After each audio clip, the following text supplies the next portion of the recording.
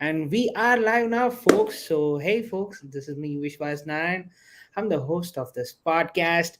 It's my two lovely colleagues out there who are coming up from the backend team, and I always appreciate Devtron as an company which is solving the problem statement of an ecosystem rather than technology problem statement. We do not believe in one technology, we believe in the ecosystem, and that's where we are moving towards. And every problem statement that you guys make up or if you guys give to us, we are ready to solve it. And every single day we are working very hard to deliver an valuable solution for an ecosystem. And here I'm with three of my colleagues who are going to give you a lot of insights about how Devtron as an ecosystem is actually changing the way we deliver anything as in software engineering problem statement, as well as how we accelerate the software engineering problem statement that you are tackling every single day. So, hey, Yeah. Prakash and Ayush, because I've been with Prakash sir for a very long time, and I'm like, every P is a Prakash to me. So, hey, Prakash, hey, Ayush, how are you folks? Hi, Vishwas. We all are facing that problem between Prakash and. All right, folks, Hi, all right. hi. So, hey, Prakash and Ayush, you guys have been very enthusiastic about talking about how Go ecosystem is actually helping you folks. But let's say, how is Go being utilized by you every single day? Like, how is Go programming language is utilized by you two folks in order to deliver solution and things like that? So let's start with the question of what is the most crucial step in delivering solution in the backend team using a Go programming language, because Go programming is huge, but we are still learning it. We are evolving with it. So, what is it all about when you are delivering critical steps in delivering solutions? So, Prakash, over to you. Yeah. Okay, so basically to answer your question, for me, the most crucial step in delivering a solution in the backend would be like basically, specifically in a Go programming language, is to ensure that the solution is like reliable, scalable, and performant. Like uh, like most of the things boil down to like two or three basic points. One of them is like designing a robust architecture in Go. That could mean like designing software in a way where everything is layer wise. Like we have, suppose in technical terms, we have a router where every API server, where every API endpoint connects to. Then we have REST handlers, that is request handlers that handles the particular request.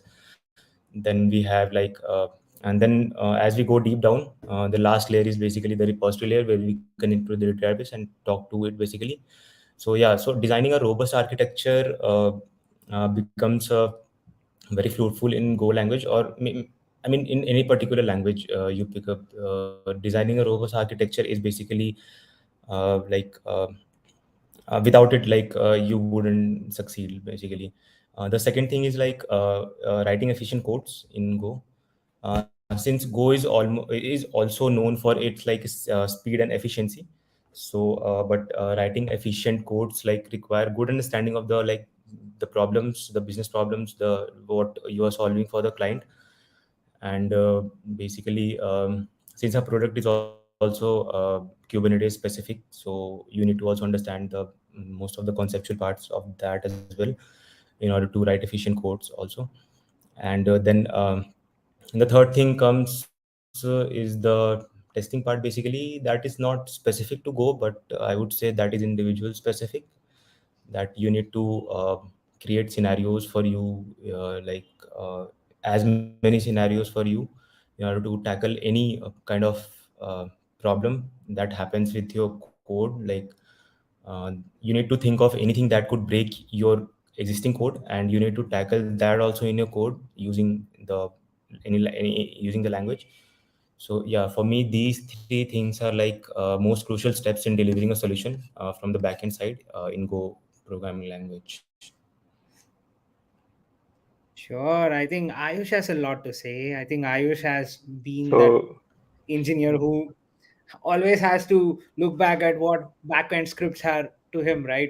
It's something like front end team has something to do with aesthetics, but backend team has everything to do with functionality. I think Ayush, you can share so your insights about delivering that crucial step. So yes, To the you are solution. right. As a backend developer, we have to it is not specific to Go, but we are more focused on TED design and design discussions before starting development, and we are more trying to do discussions around how our product will offend our end users. So how we can ease their life to solve their problems. So before starting development, we focus more on that part, that design discussions.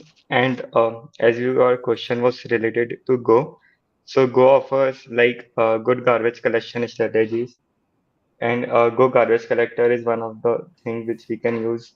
Apart from that, it also provides like key profile graphs where you can analyze your memory leaks and where your code is like internal memory leaks in your code. So yes,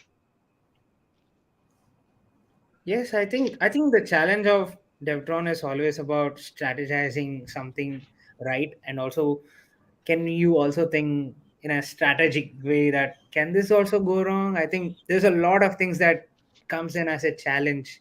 I think you guys have been doing pretty well in terms of. I think I was asking Prakash. He told me something like, "I learned Go programming language after coming to Devtron itself." Right? There's a fun part about it. That velocity and delivering solution at that Yeah. scale.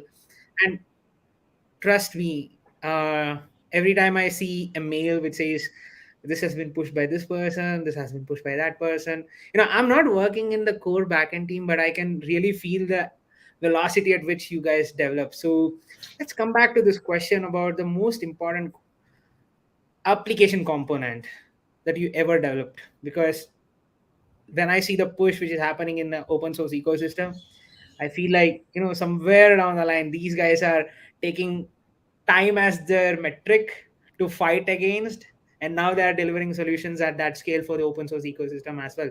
So I think Ayush, you just start with that one question of like, what's the most crucial component? Like, you can talk about the so one which you have developed, or else you can generally talk yes, about the one so which is already there in Devtron. So, what's the most crucial component in Devtron today? Yes, so in my opinion, I cannot like particularly say most crucial component because everything which I work on is crucial in terms of user experience and user experience. But yes, recently I worked on uh, integrating a plugin known as SandGraph. So basically, it is related to code scanning. So by code scanning, I mean that before pushing our code to production, it is important that we detect vulnerabilities in it. So by vulnerabilities, like we can take example of Log4j, which recently was a vulnerability. So it is important that bugs are okay in a system, but security bugs are not preferable, I can say. So it is a nice practice to scan your code before pushing it in prod.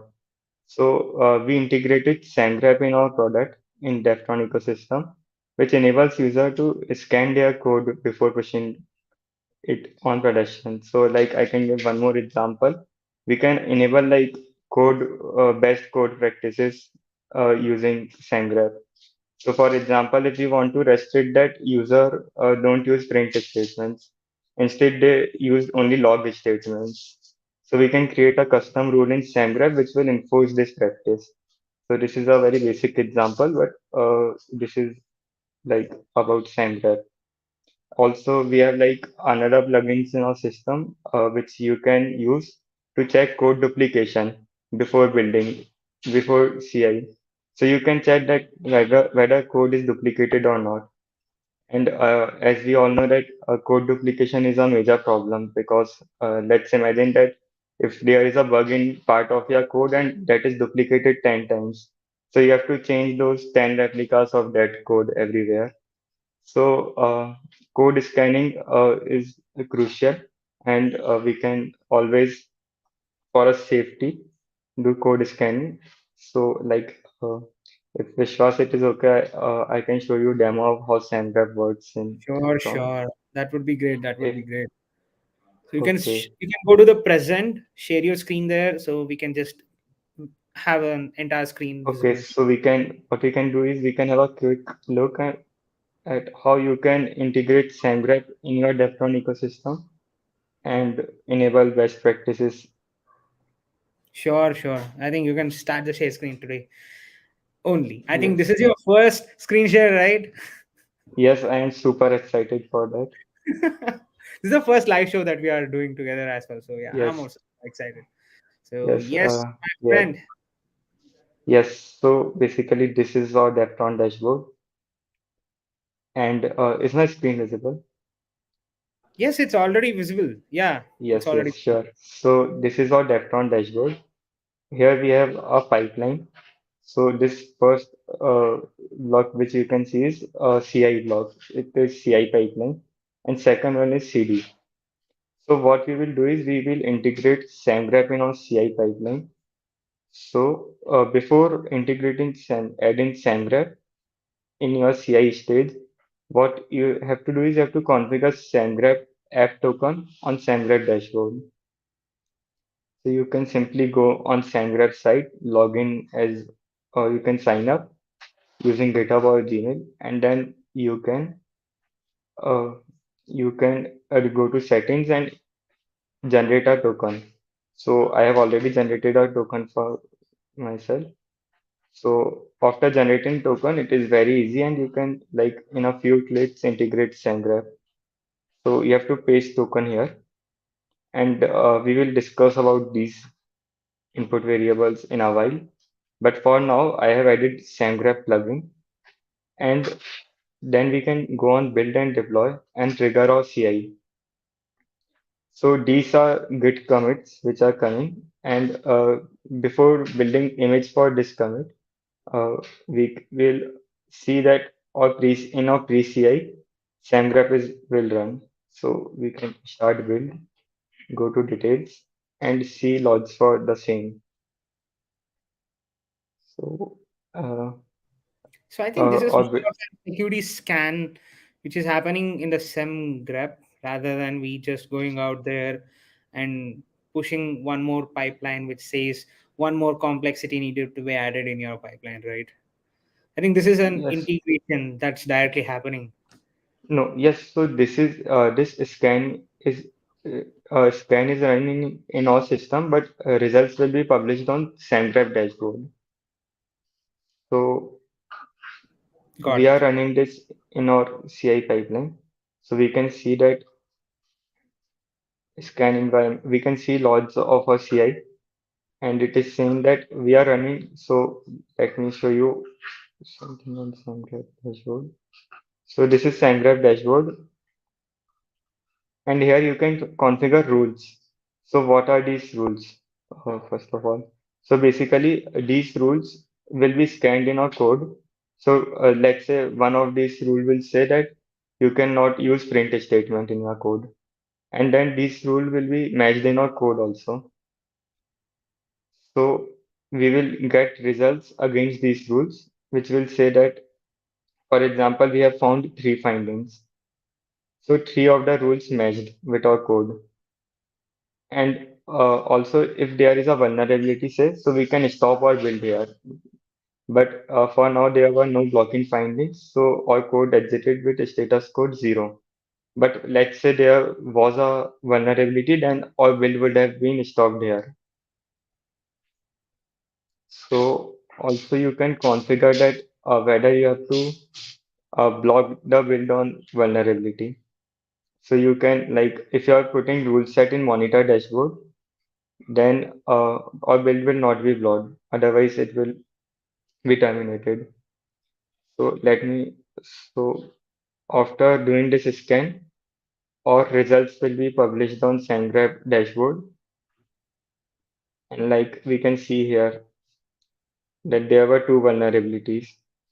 So let's see this one. So it is saying that our Docker file is being run as root user. So basically, by default, Docker containers are run as a root user. So it is not a good practice to run Docker container as a root user, because then hackers can have access to our Docker ecosystem. So recently in Devtron also we have changed our Docker images, and we were earlier running it as root user, but now we run it as Devtron user, which basically improves our user security. So, so we can see these findings here. We can block our build on basis of these findings, and we can do it in like few clicks.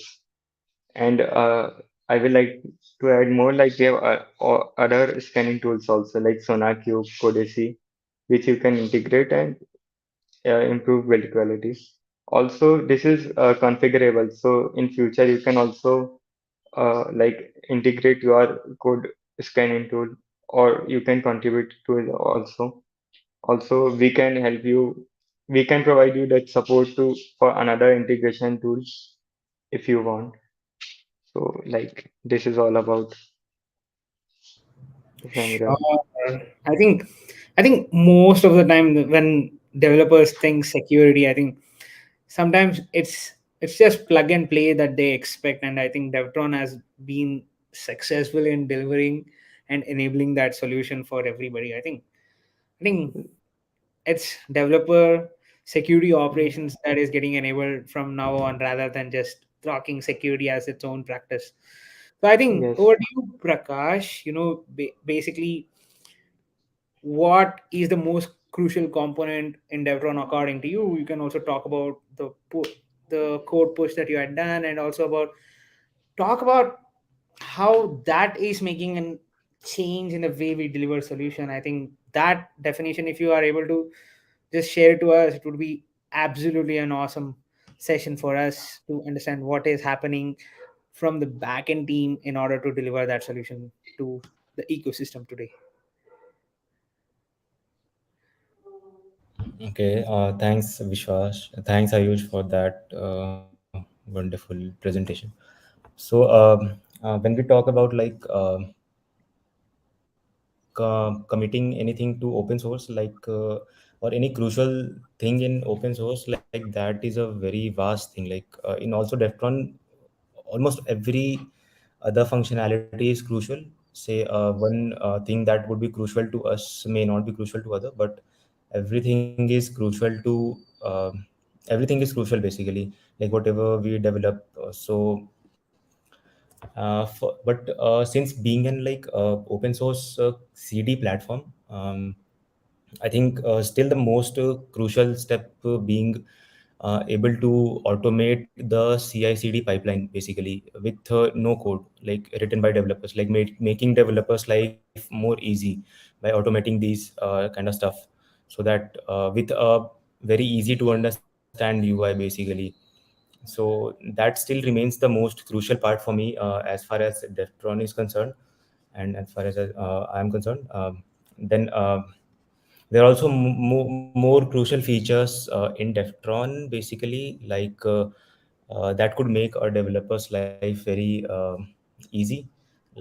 Say we have like comprehensive monitoring solutions that enable to monitor every aspect of your application, including seeing application logs going executing into pods and seeing logs basically. Like you can do these things via CLI also, like kubectl commands also. But having having an appareage with a UI basically, that kind of makes itself everything more easy, makes everything developing and deploying any application streamlined basically. So you can see your application logs, you can see metrics monitoring basically, CPU usages and network traffic and requests latencies and all on your application basically. And which is also available on basically the UI dashboard, the dashboard Deftron dashboard basically. And there are also one of the most crucial thing that we have is alerts and notifications basically. Suppose any for example, suppose any pod is being OM killed basically. So there should be mechanism to know basically that this pod is getting killed, and there is something wrong with the memory usages of this particular pod. This is like requesting more memory than it is assigned to. Then there are lots of notifications that you can configure on the Devtron platform, using like you can select any notification channel like say email or Slack. Then you get notification of those things as well. uh, so these are like most crucial things for me in Devtron, these three parts. And as far as the thing that I have developed recently is basically uh, when you basically push any Docker image to Docker Hub basically. So uh, there are like there are a lot of stuff happening when you uh, run the command docker push to the Docker GitHub, basically your image to uh, the basically your Docker file. If you're pushing your Docker file to the Docker Hub, so there are a lot of things happening. And basically what Docker does is the first time you run the Docker push command, it will basically push your image to the Docker Hub. And when you later pull it, it will when you execute that code for the second time, basically if you execute that particular Docker push for the second time, it will basically use all the cache that it had used earlier. So in Devtron, we also had a problem statement like in order to make your build time fast and efficient for say a bigger, larger Docker file. Previously, what we used to like what we used to do is we also used to do use it now also. But we have a better alternative, you can say. Like previously we used to push all the logs basically of the CI on the S3 bucket or Azure blob storage. We also have that option now, but we also have a better alternative to that, which is called as PVC basically, um, whose full form is like persistent volume claim. That is like basically a Kubernetes resource that uses the request storage from persistent volume. That is also a Kubernetes object basically. So what persistent volume claim does it basically attaches to a pod. And even if the pod dies, the data stored in the PVC is not erasable.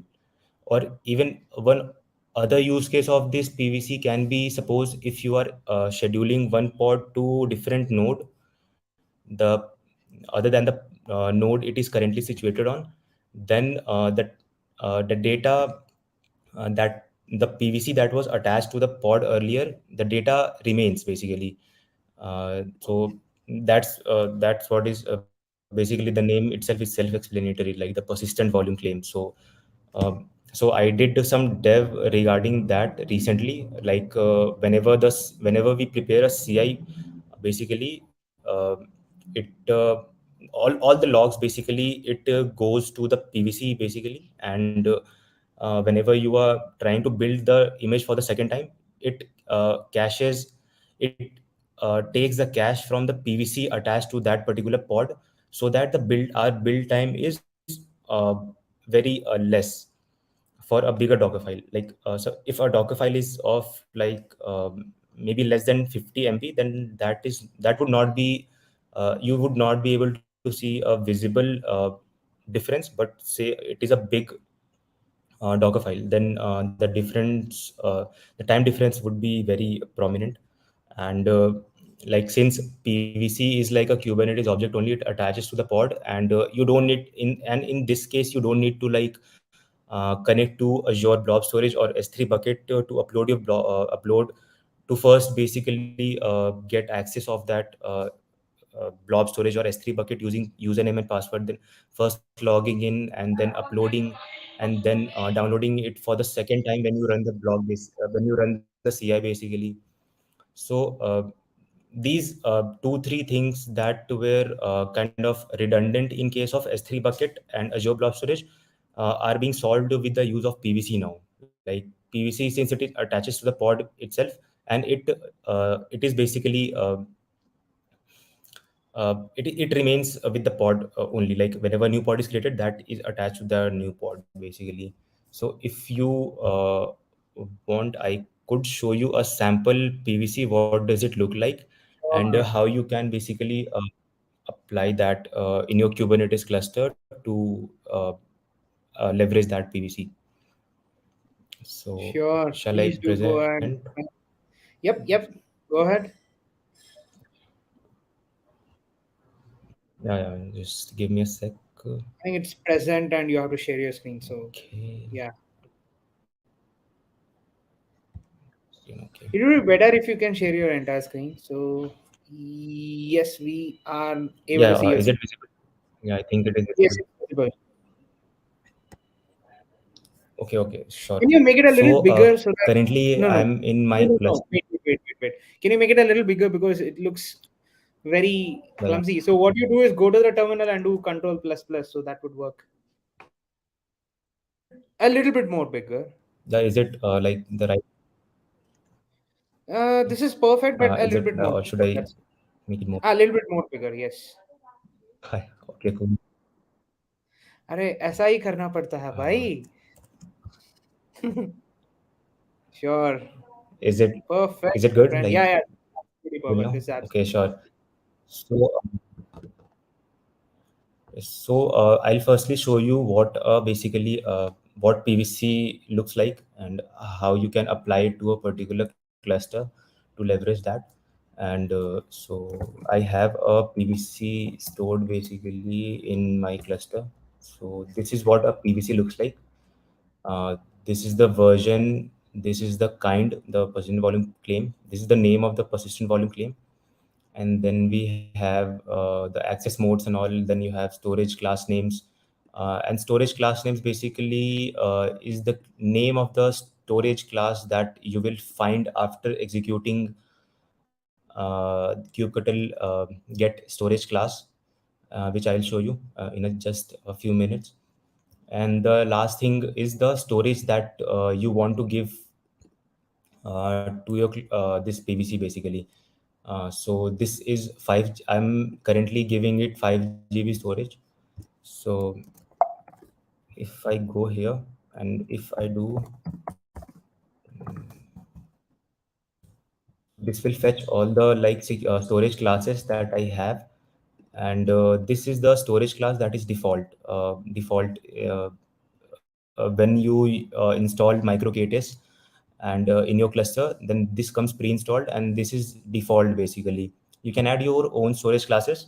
You can apply YAMLs to add your own storage classes, but I'll be using here the default one. So you can what you can do is you can copy the name of whatever default storage class name here is, and you can go to your PVC YAML and you can paste it here basically in place of storage class names.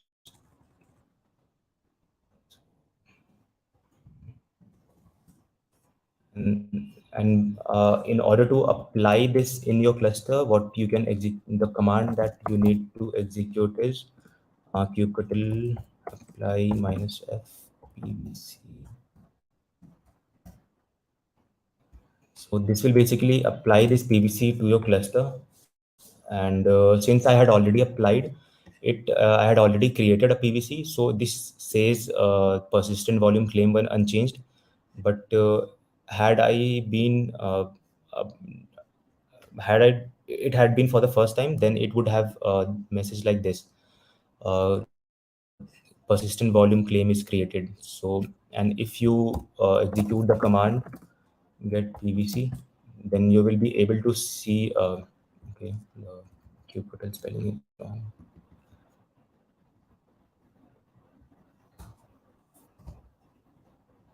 So see, you are getting the PVC now.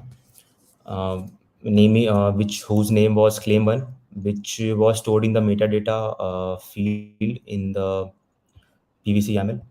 So this is how you can create a PVC in your cluster basically. And in order to use it in your Devtron dashboard, what you can do is you can go to your Devtron dashboard and you can go to any app basically. Um, let's say we go to Ayush's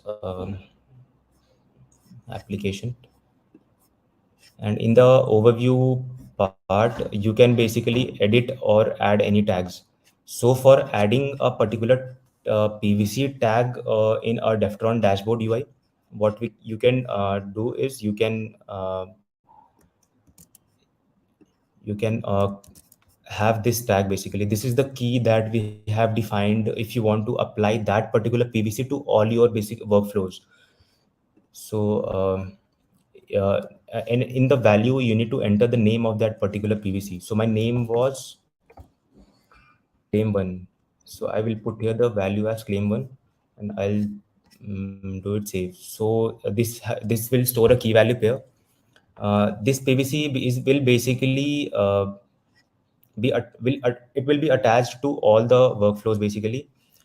uh, so say suppose if you are building, and we also have this particular option here that cache is not available as storage is not set up. So unless you configure your blob storage here, the cache will not go to a blob storage. And as soon as you configure blob storage, it will go to your blob storage. But if you are defining your PVC in the overview section, in the tag section, then the PVC will get like you can say that will be a default way of storing cache, because that is faster. And if you have configured blob storage and you have put a tag name of PVC there only. So if you will build, and if you go to build history, this will basically let's wait for the logs to appear. See, these are the like logs that usually come when you are pushing your Docker file to Docker Hub. So currently it is showing ignoring cache as storage module is not configured, and this is indicating that you need to configure your blob storage, which was that which we saw here. Uh, this is the part where you need to configure blob storage, and you will see that thing. But when you have a PVC installed, uh, then this line will not appear, because since PVC is already attached and we have configured it on our backend that if a PVC is there, then you push all the logs basically to that uh, PVC only. So if you see, there are multiple stages of Docker building a Docker file. Suppose you see from node pulling all the libraries and all, then there is this stage, run this command basically, then connect to GitHub and remove then run change mode. So here we are not using any cache, because the storage was not configured. Now since I have configured PVC blob storage, since I have configured the PVC, this will basically use the cache that will come from the PVC itself. So you must have heard in the browser only that you need to enable or disable cache when you go to most of the sites. That basically asks you your permission to store the cache in order to make that website user experience more streamlined. And so we are talking about the same cache here also. So we want our customers to build and push images in a very fast and efficient manner. So that's why we had come up with the solution of PVC in order to push all the cache in the PVC and get all the cache immediately if a user wants, and resulting in a better build time basically. Say suppose if this had the time been 3 minutes for ignoring the after ignoring the cache, if we had PVC installed, then this cache would have then this timer would have been like say 1 minute or 1 minute 30 seconds. Then that much impact the PVC has basically. And how we have this is how we have leveraged PVC in our Devtron environment basically. Since my cluster is okay. Okay. I think the pods are unschedulable because of like maybe memory constraint maybe. So clusters are like limited on memory, so this may take some time for the logs to appear.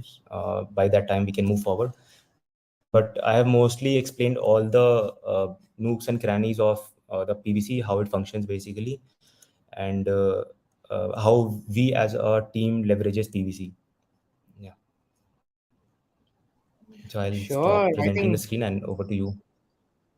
sure. I think there is a lot. There's a lot that has been changed in Devtron over a year, right?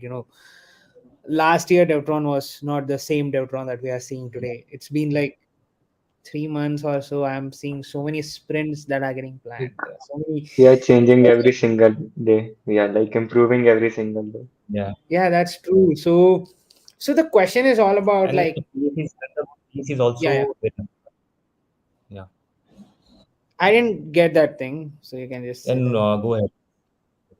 Actually, I was saying the pace also which we are moving forward, the product maturity is also getting improved day by day, and Hmm.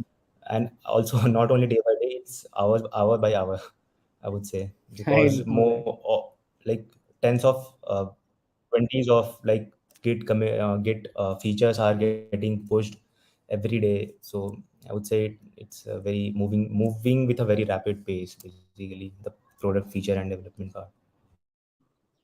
That's true. That's true.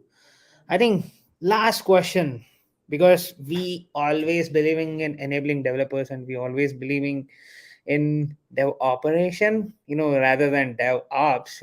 Let's dev operate. Like, let's the dev operate on the cluster. Let's the dev make some changes. If you want to taint a node, just go and taint it. If you want to drain it, you just can drain it right away. So let's talk about it. So what makes Devtron most adaptable DevOps platform for accelerating developer velocity? Because we have deployment matrices, we have hundreds of things that are already related to DevOps best practices, but there are a lot of things that developers require, and we are catering that need every single day. So, what are the most what makes Devtron the most adaptable platform for accelerating developer velocity, and what are the features that you feel like, this is not just going to just change the way we are going to think Kubernetes, but developer experience is going to change. Yes, so like recently we have developed Lens browser, which developers can easily access their Kubernetes resources in a single click, and like they can do Kubernetes operation. Apart from that, also like only thing developer need to do is git commit, and then we will like trigger Docker build command. We will apply Kubernetes manifest, and they can see their application go live using GitOps, using our Devtron platform. So So yeah, I think that is one. But are there any other things that you feel like, this is something that we might not talk about, but today it's the most challenging feature that we have given out to the market, that is open source, or else given out to the market, that is changing rapidly every single day. So what really is that feature that really pushes the limits of a developer in the SDLC?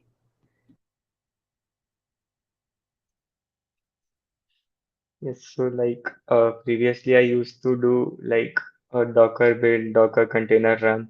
Then I push that container to an private registry. Then I copied that image link in Kubernetes manifest, and then I applied it. So that was very lengthy process for me as a developer. And as a developer, what I need more is I want to focus more on my code instead of deployment process. So yes, and also we are like we can configure app in like few steps, and we don't have to write any custom script for that. Everything is in our UI only. We can do everything from our UI, and we can focus more on development. True, true. I think, Prakash, what really makes that developer adaptability much more easier in Devtron, and also how can a tool or a platform like Devtron really accelerate the developer velocity that everybody deals with, right? You know what? Let's do 10 pushes a day. Let's see 10 breakage in productions a day. Let's see how testers test with a lot of agility. Agility is what we have been evangelizing over a course of time, and agility is something that we dream about in every organization. So let's talk Like agility. So, how also like does developer agility be accelerated through Devtron as one of the platform on like also adopted? we use Devtron internally as a developer, and like we deploy our code in like 10 to 15 minutes, even new people who are developing using doing backend development in Devtron are deploying their code in 10 minutes and seeing it go live. So it is like a velocity is increasing therefore because they trigger the pipeline and they can see their code go live. Like over to you, Raj. Sure, Prakash, over to you, my friend. Yeah, so Let's get it like started. yeah, yeah, very valid point by Ayush also. And like we internally use Devtron for our purpose also. So you can say that we want to make our life more easy. And the byproduct is basically all the new features. I'm just kidding. Like the focus is the open source community. And as the t-shirt says, we are committed to open source. And okay, so what makes Devtron the most adaptable DevOps platform for accelerating developer velocity? So to answer that, since Devtron is, I would say, a highly adaptable DevOps platform, because it not only accelerates developer velocity, it also makes them more efficient because they would focus more on coding part, more than the deploying it on any cluster, or rather than seeing all the matrices on the Kubernetes, uh, or using kubectl to executing into pods and all. So we are providing them with basically a UI for the which is Kubernetes native. And that is basically Devtron is basically designed specifically for the Kubernetes based applications only, which itself makes it highly adaptable and flexible, basically. And the second thing which makes them more inclined to use Devtron is ease of use, I would say. So in today's world, anything would be anything complex wouldn't garner much attention as compared to what is more simpler. So if you are able to suppose if you are able to understand a 6-year-old child what Kubernetes is in a very simple language, then you are a better DevOps guy, or then you are a better developer than you are like what you are understanding or what you are doing in your rooms and doing all the complex stuffs. So for me, ease of use is basically the, you can say, one of the main pillars of Devtron, which provides a simple and intuitive user interface. Then the third important thing for me that makes a developer more agile is basically the automation part.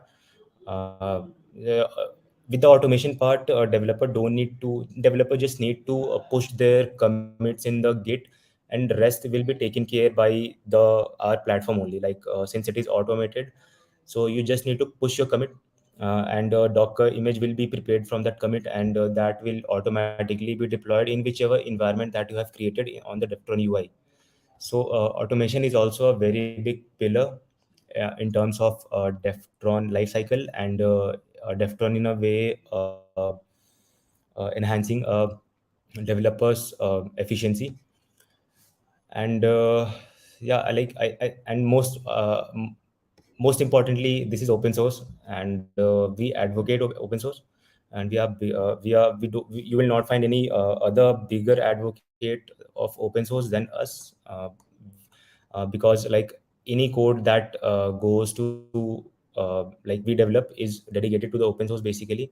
which means it is highly customizable. And also, if anyone wants to contribute, then they can also go to the GitHub link basically of Devtron and start on the day one only. So there is also transparency in terms of what we're doing. So yeah, these are the things that would make a developer more trustworthy, and which will accelerate a developer's velocity. And yeah.